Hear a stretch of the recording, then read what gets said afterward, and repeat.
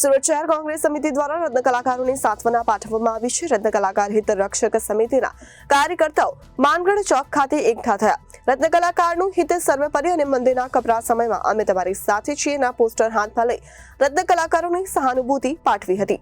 સુરત શહેર કોંગ્રેસ સમિતિ દ્વારા રત્ન કલાકારોની સાંત્વના પાઠવવામાં આવી છે। રત્ન કલાકાર હિત રક્ષક સમિતિના કાર્યકર્તાઓએ માનગઢ ચોક ખાતે એકઠા થઈ રત્ન કલાકારોના હિત સર્વોપરી અને મંદિરના કપરા સમયમાં અમે તમારી સાથે છીએના પોસ્ટરો હાથમાં લઈ રત્ન કલાકારોને સહાનુભૂતિ પાઠવી। આ દિવસો પણ ચાલ્યા જશે, સમયનો થોડો સમય આપો, જીવન અમૂલ્ય છે, આત્મહત્યા કોઈ ઉકેલ નથી તેવા બેનરો લઈ કોંગ્રેસે દેખાવ કર્યા। અલગ અલગ સ્લોગન હાથમાં લઈ કોંગ્રેસે રત્ન કલાકારોની સાંત્વના પાઠવી। હાલ હીરા ઉદ્યોગમાં મંદીનો માહોલ છે। રત્ન કલાકારના આપઘાતના કિસ્સા પણ સામે આવ્યા છે, ત્યારે આ કપરા સમયમાં રત્ન કલાકારોની પડખે કોંગ્રેસ આવી છે। માનગઢ ચોક એક હીરા ઉદ્યોગનો હબ કહેવાય છે। છેલ્લા ઘણા સમયથી રત્ન કલાકારો ભાઈઓ જે મંદીના કારણે આત્મહત્યા કરી રહ્યા છે તેઓને તેમના પરિવારને હિંમત આપવા અને સાંત્વના આપવા માટે સુરત શહેર જિલ્લા કોંગ્રેસ સમિતિ પ્રેરિત હિત રક્ષક સમિતિના નેજા હેઠળ આજે માનગઢ ચોક ખાતે કાર્યક્રમ રાખ્યો છે। અમારો જે કાર્યક્રમ છે કોઈ હીરા ઉદ્યોગના ઉદ્યોગપતિ સામે નથી, કોઈ કારખાના સામે નથી, પણ કારીગરો જે મંદીના કારણે આત્મહત્યા કરે છે એ બાબતે રાજ્યની સરકારે જાગૃત થઈને તે લોકોના માટે કંઈક કરવું જોઈએ એવો એક સંદેશો આપવા માટે અમે આજે ધરણા પર બેઠા છે। અને અમારી માંગણી છે કે આગામી સમયમાં જો રાજ્ય સરકાર રત્ન કલાકારો માટે કોઈ સ્પેશિયલ પેકેજ જાહેર ન કરશે તો અમે રાજ્ય સરકારના મુખ્યમંત્રીને ઘેરવાનો કાર્યક્રમ કરશું। મારું નામ મમતાબેન સવાણી છે।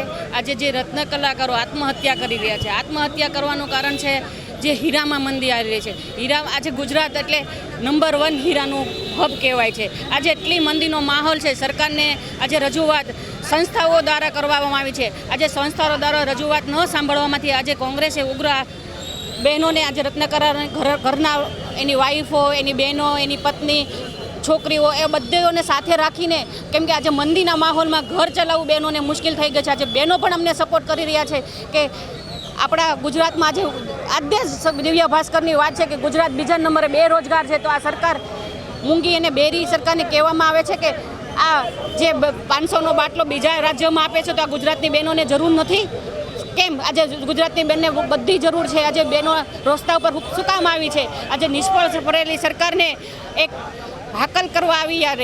મારું નામ અનિશા બારોટ છે।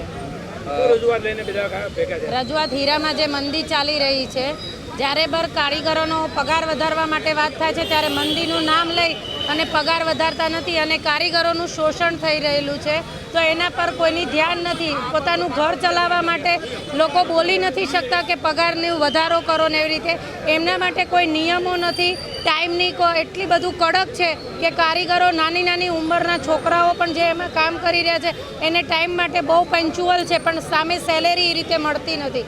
બીજું કે જ્યારે સેલેરી વધારવા માટે અવાજ ઉપાડે છે ત્યારે મંદી છે એમ કરીને પગાર વધતો નથી। એટલે બધી રીતે જે પગાર વધતો નથી એટલે ઘરમાં પણ લેડીઝોને ઘર ચલાવવા માટે એટલો બધો પ્રોબ્લેમ નડે છે। અને અત્યારે 80 થી 90% સુરત હીરા ઉપર ચાલી રહેલું છે, તો મંદીનો જે માહોલ છે એના લીધે 2 વર્ષથી લોકોએ દિવાળી સારી નથી કરી, ઘરમાં તહેવારો નથી કરી શકતા, ત્યાં સુધી કે એમની જીવન જરૂરિયાતની કોઈ પણ વસ્તુ, જ્યારે એક સમય હતો 2 વર્ષ પહેલાં સુરતનો માહોલ અને સુરતમાં દિવાળી એવી સરસ થતી હતી, તો 2 વર્ષથી લોકોએ દિવાળી નથી કરી, તો એની સામે ધ્યાન દોરવા માટે અમે અત્યારે આયોજન કરેલું છે। તો સરકારનું ધ્યાન જાય અને જે નાની નાની બાબતો પર ધ્યાન આપવા જેવું છે અને બહુ મોટો પાયે આ પ્રશ્ન છે હીરા ઉદ્યોગનો, એની સામે સરકાર થોડું ધ્યાન દે અને લોકો જે પીડાય છે એની સમસ્યાનું નિવારણ કરે।